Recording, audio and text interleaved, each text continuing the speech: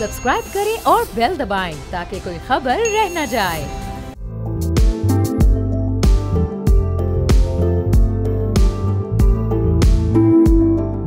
अस्सलाम वालेकुम, मैं हूं बाब जहांगीर। आप देख रहे हैं प्रोग्राम व्यापार। साल के आगाज में सदारत संभालते ही अमेरिकी सदर डोनाल्ड ट्रंप ने दीगर तमाम ममालिक पर टैक्सेस की भरमार कर दी थी और चाइना समेत दीगर ममालिक की जानिब से जवाबी टैक्स पर मजीद टैक्स भी आयद किया गया था। लेकिन ऐसे ममालिक जिन्होंने अमेरिका से तिजारती मुज़ाकरात किए उन पर यह टैरिफ मुअत्तल भी कर दिया गया था। पाकिस्तान और अमेरिका में तिजारती मुज़ाकरात कामयाबी के साथ आगे बढ़े और इन्हीं मुज़ाकरात में सोने और कॉपर के बड़े ज़खायर रखने वाले रेकोडिक पर अमेरिकी कंपनीज ने दिलचस्पी का भी इजहार किया। 2024 की फिजिबिलिटी रिपोर्ट के मुताबिक रेकोडिक में 54 अरब पाउंड कॉपर और 42 मिलियन ऑन्स सोने के ज़खायर मौजूद हैं। अब अमेरिकी सदर ने कॉपर पर 50% टैक्स लगाने की तैयारी कर ली है। इलेक्ट्रिक गाड़ियों, फौजी साजो सामान, पावर ग्रिड्स और दीगर अशिया के लिए इस्तेमाल होने वाले कॉपर पर 50% टैरिफ से तमाम अशिया की कीमतें इंतहाई तेज़ी से बढ़ने का खदशा है। अमरीकी वज़ीर तिजारत के मुताबिक नया टैरिफ महीने के आखिर तक नाफिज किया जाएगा, जिसके ऑर्डर्स पर अमरीकी सदर जल्द ही दस्तखत कर देंगे। हर साल अमरीकी ज़रूरत का तकरीबन आधा यानी 8,10,000 मैट्रिक टन कॉपर अमरीका से बाहर से मंगवाया जाता है, जो सबसे ज़्यादा चिली, कनाडा और पेरू से इम्पोर्ट किया जाता है। कॉपर पर 50% टैक्स लगाने के अमरीकी ऐलान के बाद से यूएस कॉमेक्स कॉपर फ्यूचर्स में 12% से ज़ायद का इजाफा रिकॉर्ड किया गया है। पिछले बरसों में अमरीका में कॉपर माइनिंग के बड़े प्रोजेक्ट्स को मुख्तलिफ वजूहात पर शदीद मुखालफत का सामना भी रहा है। दुनिया में सबसे ज़्यादा कॉपर की पैदावार करने वाली अमरीकी कंपनी ने गुज़िश्ता साल 1.26 बिलियन पाउंड यानी 5,74,000 मैट्रिक टन से ज़ायद तांबे की तैयारी की। जून में अमरीकी कंपनी के तांबे की कीमत $4.80 फी ऑन्स थी, जो जुलाई में $5.10 तक पहुंच चुकी थी। अब अमरीकी सदर की जानिब से नए टैरिफ के ऐलान के बाद से $5.70 फी ऑन्स की रिकॉर्ड कीमत तक जा पहुंची है।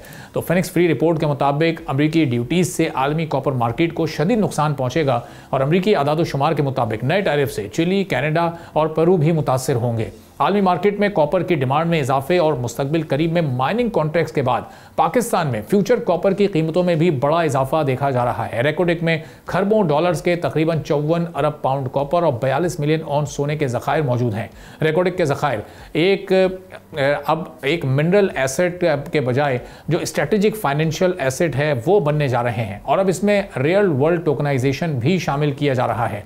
रियल वर्ल्ड टोकनाइजेशन में हकीकी दुनिया के असासों जैसे ज़मीन, मादनी ज़खायर या इंफ्रास्ट्रक्चर को ब्लॉकचेन पर डिजिटल टोकन्स की शक्ल दी जाती है और मुल्की असासों को ज़्यादा लिक्विडिटी, इंटरनेशनल इन्वेस्टमेंट और ट्रांसपेरेंसी मिलती है। आलमी माहिरीन के मुताबिक अगर पाकिस्तान रेकोडिक को टोकनाइज कर दे तो मुल्की मईशत में अरबों डॉलर्स की सरमायाकारी ला सकता है। क्रिप्टो और डिजिटल असासों के तज्जियाकार ये कहते हैं कि रेकोडिक के ज़खायर अब सिर्फ ज़मीन के नीचे छुपे खजाने नहीं रहे, बल्कि ब्लॉकचेन टेक्नोलॉजी के जरिए दुनिया भर के सरमायाकारों के लिए खुलने वाले दरवाजे बन सकते हैं। दुनिया भर के ममालिक पर अमरीका की जानिब से 50% टैरिफ लगाया जा रहा है और अगर पाकिस्तान अमरीका से इस टैरिफ में भी कोई कंसेशन हासिल करने में कामयाब हो जाता है तो सोने और कॉपर के सबसे बड़े ज़खायर यानी रेकोडिक के ज़खायर को दुनिया में सबसे ज़्यादा अहमियत हासिल हो सकती है। अब ये मामला कैसे तेज़ी के साथ आगे बढ़ेगा और पाकिस्तान की इकोनॉमी को इससे क्या फ़ायदा हो सकता है, अब्दुल हन्नान साहब माइंस एंड मिनरल्स एक्सपर्ट हैं, हमारे साथ मौजूद हैं, उनसे मज़ीद गुफ्तगू करेंगे। हन्नान साहब, बहुत शुक्रिया प्रोग्राम के लिए, आपने वक्त निकाला। अभी जो दुनिया भर पर 50% टैरिफ लगने जा रहा है कॉपर की प्रोडक्ट्स के ऊपर या प्योर कॉपर के ऊपर, इस पूरी सूरत हाल में पाकिस्तान कैसे अपने लिए कोई माशी मफाद की राह ढूंढ सकता है इस सिचुएशन में? बिल्कुल अरबाब, अभी यूएस टैरिफ से पहले अगर हम ग्लोबली कॉपर की प्राइस देखें वो तकरीबन $4.6 पर पाउंड थी जो लंदन मेटल एक्सचेंज में था और एकदम 50% टैरिफ इंक्रीज करने से ये प्राइस अप्रॉक्सीमेट 5.9 $5.7 पर पाउंड पे चली गई है। तो इस प्राइस के साथ जो है पाकिस्तान की इकोनॉमी पे एक असर पड़ेगा। आपको बताता चलूँ कि जब ये बेरिंग गोल्ड ने रिकोडिक में रिसोर्सेज एंड रिजर्व को एस्टिमेट किया था तो उस वक्त जो वैल्यू हमने इनपुट पैरामीटर दिया था एट दैट टाइम वो गोल्ड की प्राइस रखी थी 1300 ऑन्स और इसी तरह कॉपर की जो प्राइस थी पर पाउंड वो थी $3 पर पाउंड। इस वक्त जो करंट ट्रेड है वो अप्रोक्सीमेट $5.7 पर पाउंड है। सो ये एक ह्यूज डिफरेंस है क्योंकि इस डिफरेंस को अगर मल्टीप्लाई करते हैं तो इससे रेवेन्यू में बहुत बड़ा फर्क आएगा। क्योंकि होता ये है कि जब फिजिबिलिटी स्टडी बनाई जाती है तो उसमें डिफरेंट इनपुट पैरामीटर डाले जाते हैं। आपको बताता चलूं कि जब भी हम ऐसे प्रोजेक्ट्स को लाइक इसकी जो लाइफ ऑफ माइन है 37 ईयर की है, इस 37 ईयर में जो एक्सपर्ट्स होते हैं वो ऑलरेडी इसमें जो मेटल कमोडिटी के प्राइस अगर इंटरनेशनल मार्केट में इंक्रीज कर रही है या डिक्रीज कर रही है तो उस कमोडिटी को जहन में रखते हैं। तो ऑलरेडी फिजिबिलिटी रिपोर्ट में ये $3 पर पाउंड से स्टार्ट हुआ था और इट गोज अप टू $5 पर पाउंड, और अगर ये अब करंट ट्रेड में 5.7 पे चली जाती है और अमेरिका पाकिस्तान को एक लीन देता है टैरिफ के अंदर, तो एक बहुत बड़ी वैल्यू चेन है जो कि, और आपने दूसरा जो पॉइंट नोट किया जो हमारे पास रियल वर्ल्ड टोकनाइजेशन है, इससे डेफिनेटली बहुत ज्यादा फायदा होगा इकोनॉमी को। और ये एक जस्ट एक वैल्यू चेन है, इसको जब हम मल्टीप्लाई करेंगे और अगर यूएस टैरिफ में हमें कोई भी लेविएशन मिलती है तो इसका डेफिनेटली एक बहुत मेजर इंपैक्ट आएगा इकोनॉमी में, क्योंकि इस वक्त जो कॉपर की प्राइस है लंदन मेटल एक्सचेंज में वो तकरीबन $4.4 पर पाउंड है, लेकिन जो यूएस कॉपर क्लासिफिकेशन है उसमें ये प्राइस 5.8 है। तो ये एक जो रैंडम चेंज हुआ इसका बहुत ज्यादा इम्पैक्ट है। आपको बताऊं अगर हम 1850 से लेके 2025 तक कॉपर की वैल्यू चेन को देखें तो इसमें जो जनरली 1975 से पहले जो कॉपर की इंटरनेशनल मार्केट में प्राइस थी वो लेस देन $1 पर पाउंड थी। तो 1945 के बाद जब वर्ल्ड वॉर स्टार्ट हुई तो ये प्राइस बूस्ट कर गई, और उसको जो मेजर बूस्ट मिला है जब से चाइनीज एक ग्रोथ चेन में आए और 2020 विजन के बाद जब ग्रीन एनर्जी का कंसेप्ट आया है, सो कॉपर की प्राइस एकदम इंटरनेशनल मार्केट में $5 पर पाउंड इंक्रीज कर गई है, और अगर यही फिगर्स रहे तो ये प्राइस ज्यादा भी जा सकती है। तो अब्दुल रहमान साहब, अगर अभी इस रिसेंट प्राइस पर ही हम अपने रिजर्व को सामने रखें तो ये जो 54 अरब पाउंड के रिजर्व हमारे हैं, ये ऑलमोस्ट कोई राउंड ऑफ करके 300 अरब पाउंड की इनकी इस रीसेंट प्राइस के हिसाब से वैल्यू बनती है। और सिर्फ ये रेकोडिक के रिजर्व्स की बात हो रही है। अभी जो दीगर रिजर्व जो एक्सप्लोर होने या लोअर लेवल पर एक्सप्लोर हुए हैं तो अभी वो तो अलहदा से हैं, तो ये भी अगर 50-50 का भी जो इस वक्त रेशियो इस रेकोडिक में मौजूद है तो फिर भी ये 150 बिलियन पाउंड की ये नेट इनकी वैल्यू बनती है। फिर इसका मतलब बिल्कुल बिल्कुल, क्योंकि आपको बताते चलूं अभी जो बेरी गोल्ड की जो लीज एरिया उसमें भी जस्ट ये वेस्टर्न पॉर्फरी और तंदील प्रोजेक्ट को ये प्रोस्पेक्ट कर रहे हैं, अभी रिमेनिंग पॉर्फरीज हैं। इसी तरह जब ये रिमेनिंग पॉर्फरीज को एक्सप्लोर करेंगे तो उसमें जो लाइफ ऑफ माइन है वो इंक्रीज करेगी, और इसमें आपको बताता चलूं कि जो इनिशियल प्लान है, जो फर्स्ट फेज है 2028 से लेके 2035 तक, उसमें एनुअल जो प्रोडक्शन है वो 45 मिलियन टन पर एनएम है, जो कि सेकेंड फेज में 90 मिलियन टन पर एनएम हो जाएगी। तो जब ये प्रोडक्शन एनहांस होगी, और इसमें आपको बताऊं ये जितनी भी वैल्यूज हैं ये एनएसआर वैल्यू जिसको हम नेट स्मेल्टर रिटर्न कहते हैं, जिसमें रॉ ओर है, तो जब इसी ओर को प्रोसेस किया जाएगा जिसमें स्मेल्टिंग है, रिफाइनरिंग है, ट्रांसपोर्टेशन है, मिलिंग कॉस्ट है, सो डेफिनेटली इस कमोडिटी की प्राइस इंक्रीज करेगी और इसका एक ग्रॉस बेनिफिट होगा पाकिस्तान की इकोनॉमी को। सही। अब अनाज साहब, जो चिली, कनाडा, पेरू से इस वक्त अमेरिका में इंपोर्ट किया जा रहा है कॉपर, और वो 8 लाख टन से भी उसकी क्वांटिटी ज़्यादा है, तो क्या अमेरिका पाकिस्तान की एक आने वाले दिनों में मार्केट बड़ी बन सकती है, और इससे फिर जो हमारे रेकॉर्डिक के रिजर्व्स हैं उनकी इंपॉर्टेंस कैसे पूरी दुनिया में बड़ी नुमायाँ हो सकती है? इसमें अरबाब आपको बताता चलूं, अभी फ्यू मंथ्स बैक कनाडा में दुनिया का जो सबसे बड़ा मिनरल शो होता है, prospector and development association PDAC में बेरी गोल्ड ने एक एक्सपो किया जिसमें उन्होंने बताया कि they are going to explore these 5 porphyries, जो कि टोटल उनके लीज एरिया में 14 पॉर्फरीज हैं, जिसमें से अभी 5 को वो एक्सप्लोर कर रहे हैं। और अभी रिसेंट स्टडीज आपको बताऊं कि हमारे पास फ्यूचर में इसी लीज एरिया में और भी पॉर्फरीज हैं जो कि अनडिस्टर्ब हैं, जिसको भी एक्सप्लोर नहीं किया गया। तो देखें, जब ये प्रूवन रिजर्व होते हैं ना, ये होते हैं इंडिकेटेड को जब हम एक्चुअल माइनिंग स्टार्ट करते हैं उस वक्त ये चेंज होते हैं प्रूवन में। तो जिस तरह 2028 में माइनिंग स्टार्ट होगी, उस माइनिंग के बाद ये जो रिजर्व हैं ये इंक्रीज भी कर सकते हैं, क्योंकि ये अभी टेक्निकली स्पीकिंग हम जब किसी भी रिसोर्स या रिजर्व को एवेल्युएट करते हैं वो पहले इन्फर्ड होते हैं। जब हम थोड़ी सी ड्रिलिंग करते हैं और अपने रिसोर्स मॉडल बनाते हैं तो ये हमारे पास इंडिकेटेड आ जाते हैं। जब हम एक्चुअल माइनिंग स्टार्ट करते हैं तो ये रिजर्व आ जाते हैं मैयर। सो जो मैयर रिसोर्सेज हैं, और उसमें अभी आप देखिए कि हमने मैयर रिसोर्सेज में जो पिट ऑप्टिमाइजेशन में वैल्यू डाली थी वो डाली थी $3 पर pound for the copper for the Reko Diq gold project. इस वक्त प्राइस 0.2% ज्यादा, लाइक इट इज अराउंड $5 पर पाउंड है। सो ये जो नेट डिफरेंस है, इसको जब हम total metric tons of copper and gold से मल्टीप्लाई करेंगे तो it is a huge value chain, और यही एक रियल वैल्यू एसेट टोकनाइजेशन है which is the need of time. और इसमें हम फर्दर डेफिनेटली जो यूएस और पाकिस्तान के फ्यूचर अलायंसेस हैं, US mineral sector is really looking forward to invest in Pakistan, और उनके इंटरेस्ट हैं। और जैसे ही ये आप देखिएगा जब 2028 में प्रोडक्शन स्टार्ट होगी तो इस प्रोडक्शन से बहुत ज्यादा फायदा होगा। सही, और बहुत सी ऐसे कंट्रीज हैं जो कि लुकिंग फॉरवर्ड है इन्वेस्ट करने के लिए। और अब्दुल हन्नान साहब, अभी जिस तरह हमने कॉपर की प्राइस आगे ऊपर जाती देखी है रिसेंट पास्ट में, तो इससे तेजी के साथ तो फिर ये गोल्ड प्राइसेस आगे गई हैं। तो अभी हमने ज़रा फोकस कॉपर प्राइस पर रखा है, अगर गोल्ड की प्राइस पर भी हम फोकस करें और इसके जो रिजर्व्स अभी आने हैं, सामने आने हैं, वो फिर कितने फ्रूटफुल साबित हो सकते हैं पाकिस्तान की? अभी आपको बताता चलूं, जो गोल्ड की प्राइस बेसिकली हम टेक्निकली जब मिनरल रिसोर्स एस्टिमेशन करते हैं तो हम एक एल्गोरिथम जिसको केपीआई की परफॉर्मेंस इंडिकेटर उसमें होता है लर्ज ग्रॉसमैन एल्गोरिथम। उस वक्त जो गोल्ड का इनपुट प्राइस थी वो तकरीबन 1800 टू 1900 पर ऑunce था डॉलर के। इस वक्त इंटरनेशनल मार्केट में गोल्ड की प्राइस चल रही है अराउंड $30 पर पाउंड चल रही है। सो ये जो अराउंड तकरीबन $1400 की एक इंक्रीमेंट लेवल है, इसका भी एक बहुत बड़ा इम्पैक्ट होगा। सही। और फिर ज़ाहिर है एक अमेरिका ने चूँकि टैरिफ आयद किया है, हम उस मार्केट को भी देख रहे हैं, लेकिन इसके अलावा जो दीगर बड़ी मार्केट्स हैं, जो बड़े इंपोर्टर्स हैं कॉपर के, तो उनकी तरफ भी अब हमें थोड़ा अपना फोकस इस वक्त शिफ्ट करना चाहिए, जहाँ ईवीज़ मैन्युफैक्चर ज़्यादा हो रही हैं या उनकी जहाँ इस वक्त ज़्यादा ज़रूरत है, जहाँ बैटरीज़ की मैन्युफैक्चरिंग ज़्यादा हो रही है। बिल्कुल बिल्कुल, क्योंकि वे देखें कि अभी पाकिस्तान में बेरी गोल्ड के अलावा जो बाकी कंपेटिटिव माइनर्स हैं वो लोग भी इन्वेस्ट कर रहे हैं, मिनरल एक्सप्लोरेशन कर रहे हैं, जिसमें पाकिस्तान में माड़ी एनर्जीज है, एफडब्ल्यू है, एनआरएल है, हमारे जो लोकल की प्लेयर्स हैं। तो with the passage of time जब एक दफ़ा रिकॉर्डिंग स्टार्ट हो गया, आप देखिएगा कि एक बहुत ज़्यादा एक न्यू मॉडल, क्योंकि जब भी हम इंटरनेशनल मॉडल को फॉलो करते हैं तो हमारे लोकल की प्लेयर फोर्स को बेनिफिट होता है।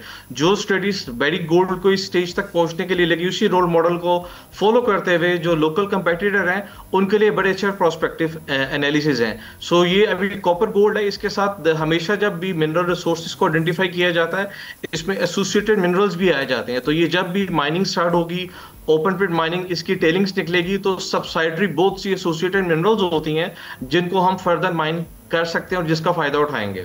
ठीक है, बहुत बहुत शुक्रिया अब्दुल हन्नान साहब, माइंस एंड मिनरल्स एक्सपर्ट हमारे साथ मौजूद थे। सुनी, एक ब्रेक लेते हैं, ब्रेक के बाद वापस आएंगे, एक और अहम मौजू पर बात करेंगे।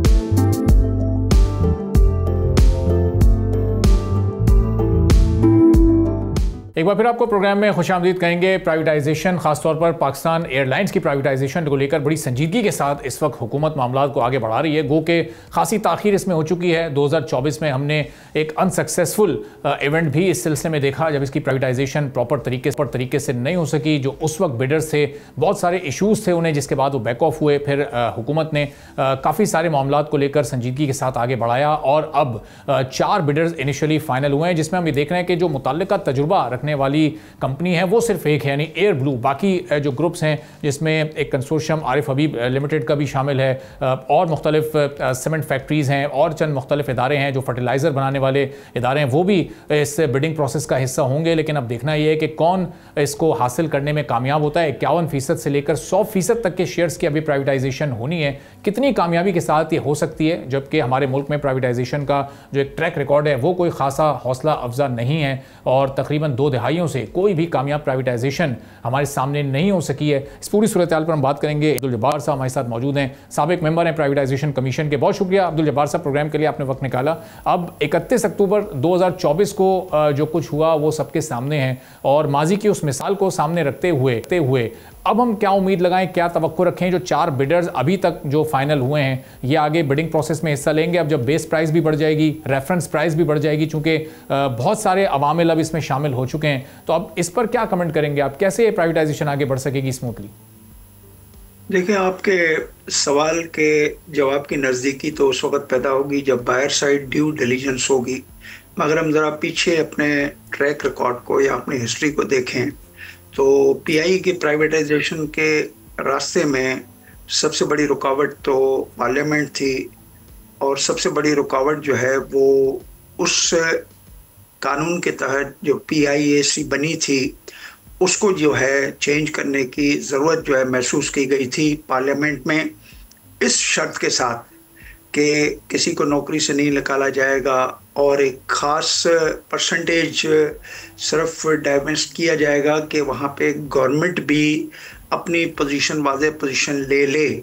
ये चीज़ें थी पार्लियामेंट की गुफ्तगू। आप अभी भी अगर उसको ट्रैक में जाएं तो आपको सब चीज़ें मिल जाएंगी। मेरे अपने ख्याल में कि ये चीज़ें हिस्ट्री का एक हिस्सा रहीं, उसके बाद उसमें बतदरीज जो है तब्दीलियाँ आती रहीं। हमने देखा गवर्नमेंट का कंट्रोल, गवर्नमेंट का एक शेयर जो है जो पार्लियामेंट में डिस्कस हुआ, एग्रीड हुआ, जिसके बिना पर PIA को एक कंपनी ऑर्डिनेंस और कंपनी एक्ट के तहत जो है उसको कॉर्पोरेशन बनाया गया और कॉर्पोरेशन बनाने के साथ साथ जो है वो चीज़ें जो उसके प्राइवेटाइजेशन के राह में रुकावट समझी जा रही थी वो हुई। अब उसके बाद अगर आपको याद होगा कि काफ़ी मेरा ख्याल है कि सूरत हाल बड़ी तशवीशनाक भी रही माजी में।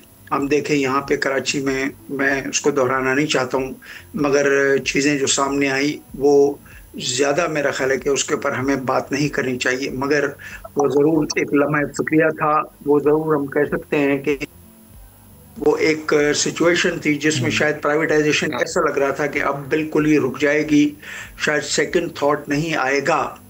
मगर ये हमारी हिस्ट्री बड़ी पुरानी है। 2015 में हम इसकी प्राइवेटाइजेशन जो है इसको हमने खुद जो है वो सरकार ने इस वजह से इसको एक आइस बॉक्स या जिसको हम अंग्रेजी में कहते हैं कि फ्रीज पे डाल दिया था। उसकी वजह थी वोटर्स, क्योंकि PIA में जो जमातें आती थी यूनियंस की, वो या तो पीपल्स पार्टी के हवाले से आती थी या तो वो आती थी नून लीग के हवाले से।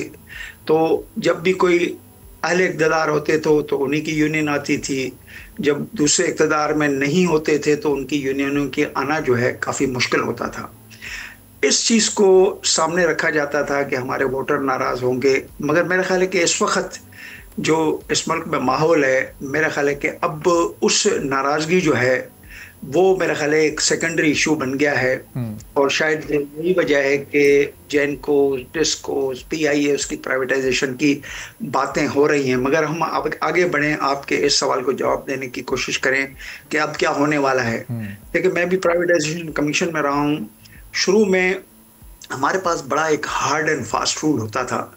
वो ये होता था कि हम कोई भी चीज़ को जब प्राइवेटाइज करें तो एक प्री रिक्विजिट या डिमांड हमारी ये होती थी कि मुतल्लिका इंडिविजुअल, ग्रुप ऑफ पीपल या फाइनेंशियली, टेक्निकली और अदरवाइज साउंड ग्रुप्स जिसको एवोल्यूएट किया जाता था, स्टेटमेंट ऑफ क्वालिफिकेशन समझे, request for statement of qualification, उसके बाद मुतल्लिका एक्सपीरियंस होना बहुत ज़रूरी था कि वो इस शोबे के हवाले से उसकी जो है वो एक नाम हो और उस नामों को कंपेयर किया जा सकता कि कौन सा बड़ा नाम है, कौन सा मॉडरेट है, कौन सा मिडिल है। तो ये यार्डस्टिक अब मेरा ख्याल है कि नहीं रहा है। आपने चूंकि ये बात कही कि इसमें एक ही यानी नाम नज़र आ रहा है, एयर ब्लू, बिल्कुल आपने जो है सही बात की। और मेरा ख्याल है कि पिछले 2024 में अगर आपने देखा होगा कि यही एयर ब्लू मौजूद थे। 1 in 4 जो इस वक्त प्री क्वालिफाइड हो चुके हैं, उसमें आपको याद होगा आरिफ हबीब भी मौजूद था। मगर उस वक्त जो है ये सारे जो 6 जो उस वक्त जो नाम आए थे सामने, आहिस्ते आहिस्ते जो है बतदरीज जो सेनेट में स्टैंडिंग कमेटी की रिपोर्ट्स हुई थी, बतदरीज सभी भाग गए। मार सवाए 2 के आखिर में एक ही बिडर रहा। आपको पता है, मेरा ख्याल है कि उसके ऊपर हम बात ना करें, बड़ी मजाक किस्म की ऑफर थी, जबकि हुकूमत को मिनिमम जो है 85 बिलियन पे रखा था। दूर दूर तक जो है वो ऑफर जो है वो दूर दूर तक भी कहीं नजदीकी पैदा नहीं कर रही थी। एनीवे, अब हम ये कहते हैं कि वो क्यों नजदीकी नहीं पैदा कर रही थी। उस वक्त मुझे याद है, if my memory can recall, कि 843 या 800 एंड समथिंग प्लस जो है वो लायबिलिटीज थी। अब उस लायबिलिटीज को ज़माने में तकरीबन थोड़ा सा पार्क किया गया होल्डिंग की तरफ, मगर फिर भी 250 के करीब जो है वो एक लोडेड किस्म की एक एसेट था जिसको हम प्राइवेटाइज करने जा रहे थे। हमने फाइनेंशियल एडवाइजर जो भी रखा, उसके अगर हम थोड़ा सा एक गाइडेंस पे चलने की कोशिश करें तो उस वक्त ये गाइडेंस थी कि जो भी आएगा नया एंटरप्रेन्योर जो उसको एक्वायर करेगा, वो पहले साल में 80 अरब रुपए ऑपरेशनल एक्सपेंडिचर्स को जो है वो लेगा। उसके बाद वो 200 अरब रुपए की लायबिलिटीज को भी ऑफसेट करेगा, और साथ साथ $500 मिलियन के जो है वो क्या करेगा, इन्वेस्टमेंट करेगा। बिल्कुल। मेरे ख्याल तीनों शराइत जो थी वो बिल्कुल किसी तरीके से कोई अट्रैक्शन पैदा नहीं कर सकी उन 6 पार्टियों के हवाले से, जो आखिर में क्लोज करते हैं इस टॉपिक को कि फिर एक पार्टी आई।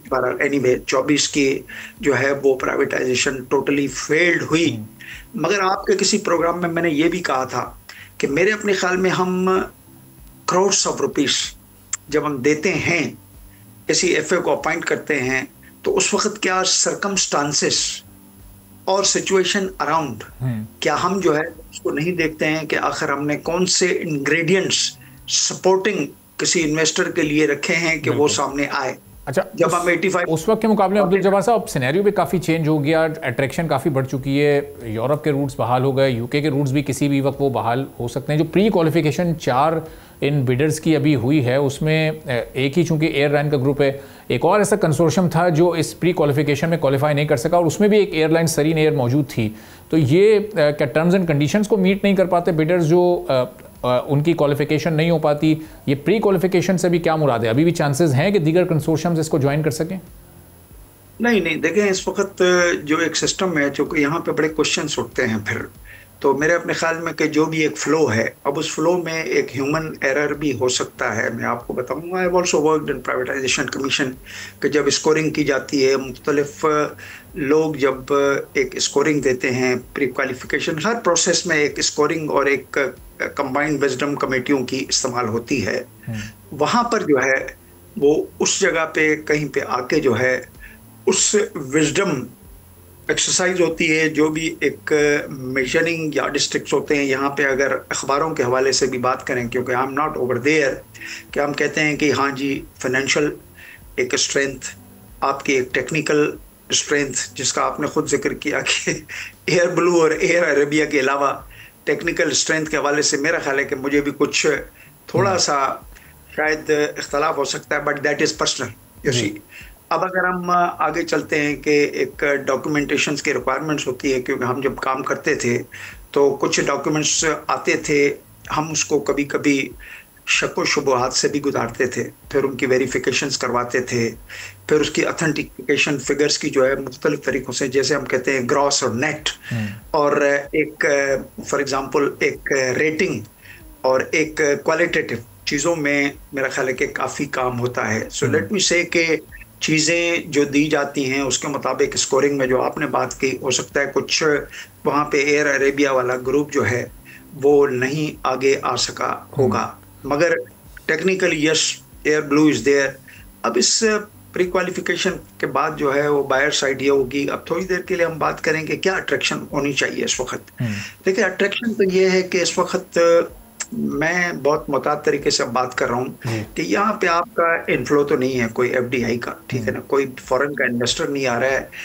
फॉरेन के इन्वेस्टर के आने के मेरे अपने ख्याल में कुछ प्रोज एंड कॉन्स भी होते हैं। पाकिस्तान में एक लिबरल फॉरेन एक्सचेंज रिजीम है, आप आएँ पैसे लगाएं, आप अपने प्रॉफिट्स ले जाएं, डिविडेंड्स ले जाएं, आप रिपेट्रिएट करें, आपको जब चाहे अपना कैपिटल भी अपना वापस ले जाएं, जब बेचते हैं तो उस वक्त जो है ये चीज़ें भी वो वापस लेकर जा सकते हैं। तो मेरे अपने ख्याल में कि इस वक्त ये लोकल मैं देख रहा हूँ कि इन्वेस्टर्स हैं, लोकल इन्वेस्टर्स जो है वो मेरा ख्याल है कि कुछ नाम जो है जैसे लकी, बड़ा एक वन कैन से कि on surface, I am not investigative journalist की मैं बात करूं, बट ऑन सरफेस जो है वो लकी ग्रुप के पास काफ़ी स्ट्रेंथ है। लकी ग्रुप के पास एक डाइवर्सिफाइड किस्म के फील्ड में काम कर रही है। लकी सीमेंट जो है वो उसके साथ इस वक्त अगर थोड़ी देर के लिए उसी एक लकी ग्रुप का एक हिस्सा समझें हम, और उसके साथ हम देखते हैं कि आपको पावर भी है, हम देख रहे हैं कि क्वाड सीमेंट भी उसके साथ जा रहा है।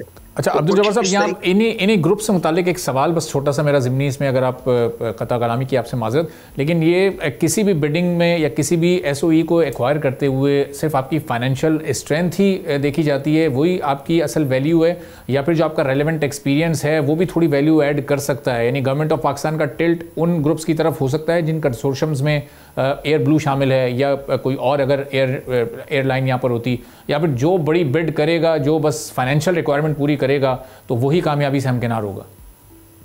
आप बिल्कुल इस वक्त आप दुरुस्त सिमत में जा रहे हैं। मैंने आपको बताया कि बहुत अरसा पहले ये बात जो है एक लाजिम और मलजूम की हैसियत में आती थी कि स्कूल देना है किसी को, कोई स्कूल चला रहा हो। मुझे याद है कि ये HEC और दूसरी जगहों पे जो है, जब ये शुरू बहुत अरसा पहले जब ये बातें होती थी तो हम कहते थे कि भाई इसने कोई इलेक्ट्रिकल कॉम्प्लेक्स कभी चलाया या नहीं। ये चीज़ें एक किस्म का न फकत इन चीज़ों के ऊपर एक अंडरस्टूड या अंडरस्टैंडिंग वाला इसरार होता था, बल्कि कुछ जो है guidelines, if I can recall, उसके बारे में मौजूद थी। इस वक्त मेरे अपने ख्याल में कि जो स्ट्रेंथ होगी वो वहाँ पे जाएगी जहाँ पे फाइनेंसेस होंगे। वो स्ट्रेंथ जो है वो एवल्यूएटेड जो है वो आउटकम में यही होगा कि कौन जो है किस तरीके से जो है वो उसको अक्वायर करने की कोशिश करता है। जैसे लास्ट टाइम जो मिनिमम प्राइस थी, इस वक्त हम देखें कि ये किस तरीके से आते हैं। तो अब दूसरा होता है कि एक जैसा आपने वर्ड सुना होगा inside trading and all that. तो मेरे अपने ख्याल में कि यहाँ पे जो ग्रुप्स आ रहे हैं वो आपके सामने हैं, सबको मेरा ख्याल है कि सबके हवाले से। तो कहीं पे क्रॉस इंटरेस्ट जो है ना वो भी नहीं होने चाहिए हैं। ठीक है। मैं बड़ा मोहतात तरीके से अब बात करता हूँ। मैं अपने ख्याल में कि I just believe in the transparency, क्योंकि ट्रांसपेरेंसी आपको एक वैल्यू एडेड आउटकम या हाई वर्थ आउटकम देती है। तो मेरा ख्याल है कि उसका जरूर ख्याल करना चाहिए। और इन जो भी कंसोर्टियम्स हैं इनकी किसी जगह क्रॉस बॉर्डरिंग भी नहीं होनी चाहिए कि अगर एक कंसोर्टियम है उसके फॉर एग्जांपल थोड़ी देर के लिए थोड़ा सा फिर एहतियात के साथ बर्ताव करता हूँ कि अगर आरिफ हबीब के कोई लकी सीमेंट और इन ग्रुप में अगर हैं तो मेरे अपने ख्याल में तो फिर बात जो है वो थोड़ा सा मुनासिब नहीं नजर आती है। ठीक है। तो इसको कुछ इस तरीके से हम बात करने की कोशिश करें। सही है कि थोड़ा सा इन चीजों में भी हमें देखना चाहिए। ठीक है अब्दुल जब्बार साहब, ये प्री क्वालिफिकेशन से मामला जैसे जैसे आगे बढ़ेगा तो आपसे भी और जो दीगर एक्सपर्ट्स हैं उनसे भी इंशाल्लाह हम इस मामले को डिस्कस करते रहेंगे। बहुत बहुत शुक्रिया इंजीनियर अब्दुल जब्बार साहब, साबिक मेंबर इलेक्शन कमीशन हमारे साथ मौजूद थे। एक छोटा सा ब्रेक लेते हैं, ब्रेक के बाद वापस आएंगे, एक और अहम मौजू पर बात करेंगे।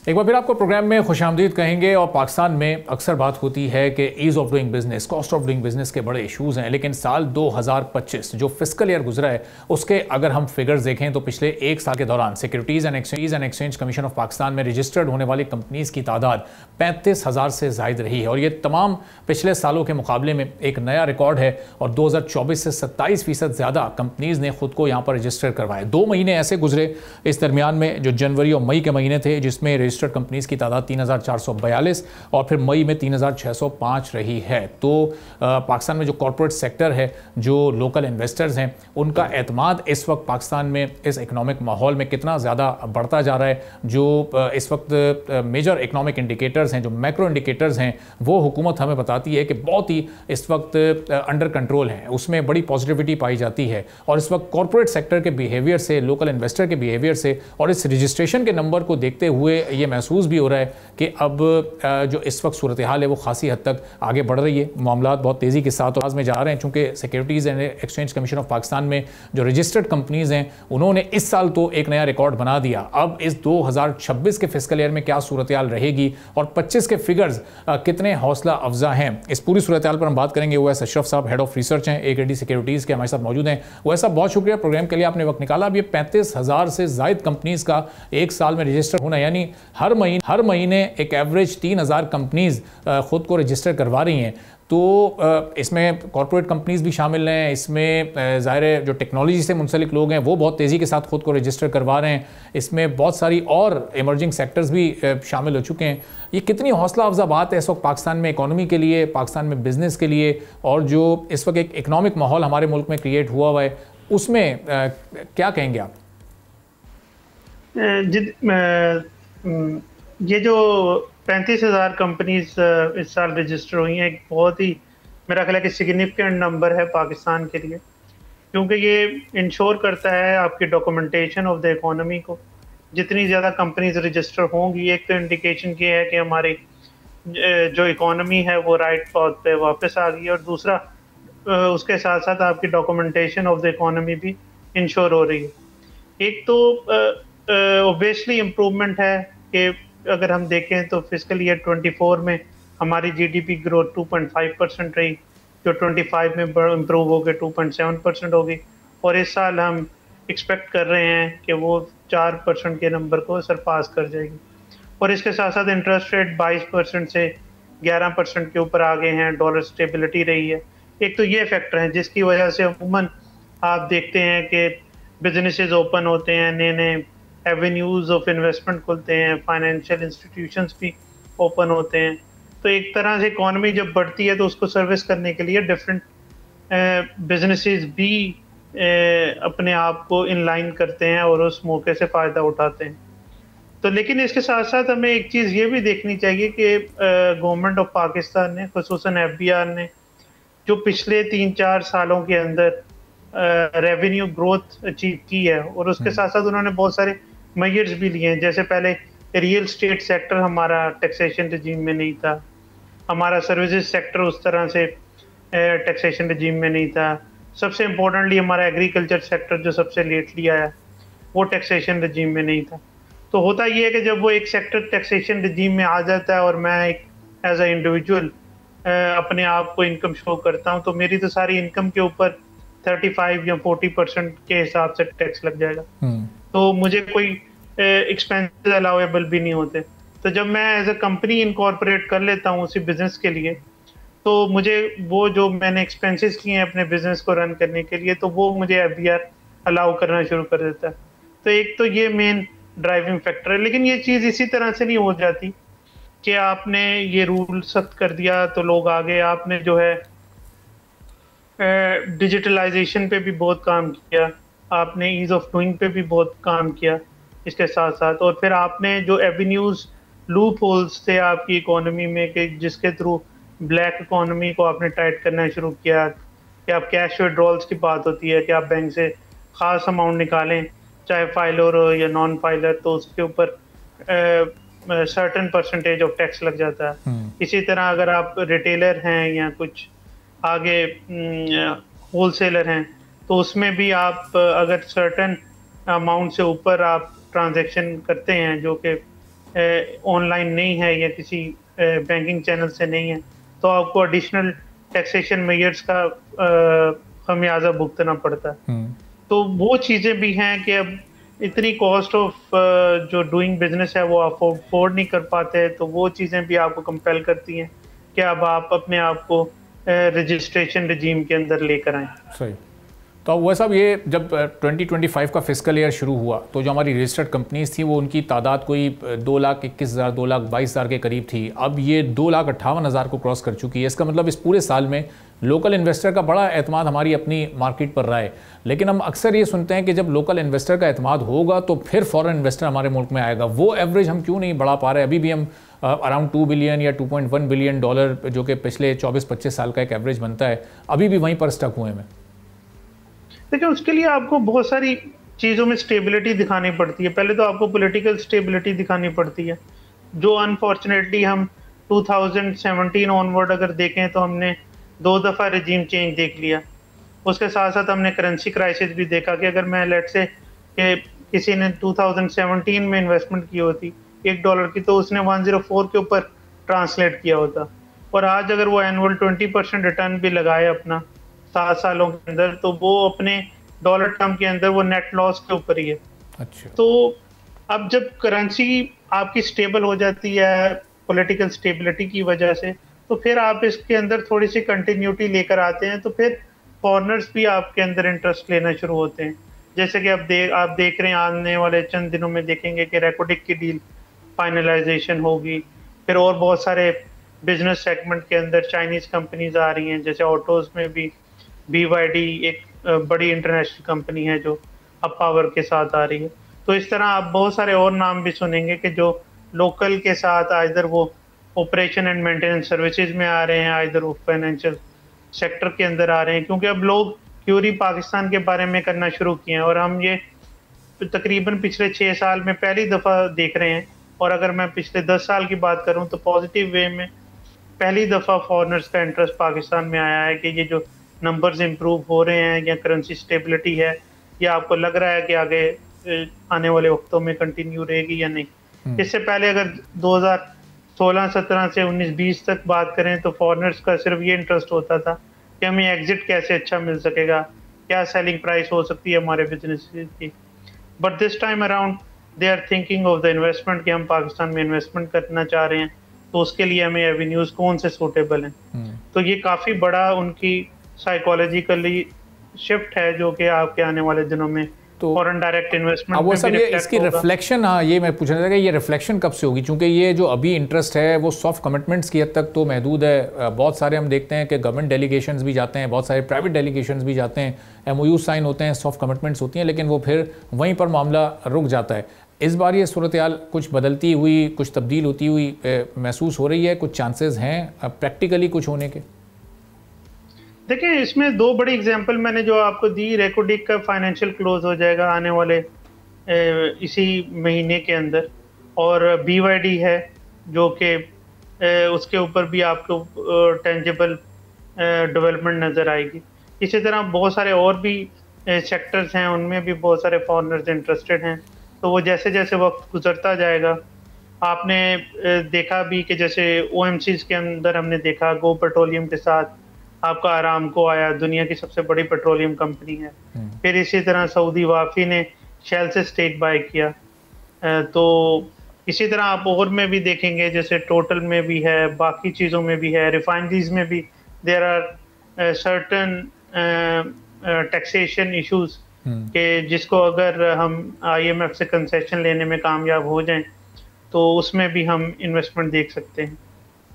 सही, लेकिन हम कुछ इस तरह थोड़ी सी चलो नेगेटिव मिसालें भी हम देख रहे हैं, जैसे अभी टेलीनॉर को एक्वायर करने की बात हो रही है PTCL और इत्तेसालात की जानिब से, तो वहाँ पर हम देख रहे हैं कोई फॉरेन इन्वेस्टमेंट नहीं आ रही। इत्तेसालात को तो पहले ही काफ़ी सारा जो ड्यू उनका अमाउंट है वो पे ऑफ करना है। गवर्नमेंट ऑफ पाकिस्तान के उसमें ज़्यादा शेयर्स हैं, वो डील अभी भी ज़ाहिर है पेंडिंग में है। तो ये इस तरह की भी कुछ डील्स हम देख रहे हैं कि जहाँ से जो इन्वेस्टमेंट है पाकिस्तान से वो अभी भी जाने का सिलसिला किसी न किसी तौर पर जारी ही है।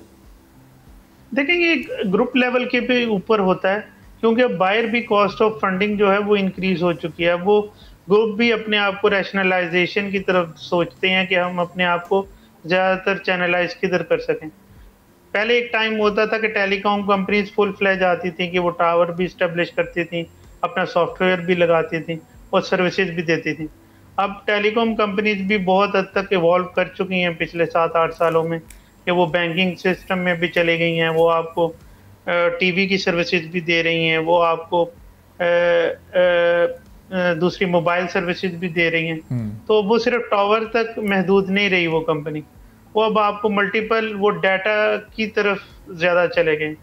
तो वो कह रहे हैं कि टावर वाला काम कोई और कर ले। तो वो इस तरह से बहुत सारे ग्रुप्स अपने आप को चैनलाइज कर रहे हैं कि भाई हम, जैसे आपने देखा कि जैज का भी टावर बिजनेस जो है वो देवदार जो एंग्रो होल्डिंग ने खरीदा है, तो वो भी एक आपको चीज नजर आती है। तो ये वो शिफ्ट ऑफ फोकस हो रहा है ज्यादा, रेदर देन कि पाकिस्तान से कोई निकल रहा है। तो वो एक मेरा ख्याल है कि थोड़ा सा, क्योंकि ग्रुप्स को भी देखना चाहिए, स्टडी करना चाहिए कि उनका फोकस अब किस तरफ है।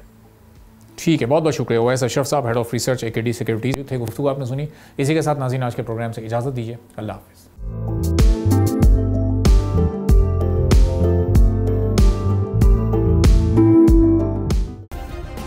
सब्सक्राइब करें और बेल दबाएं ताकि कोई खबर रह न जाए।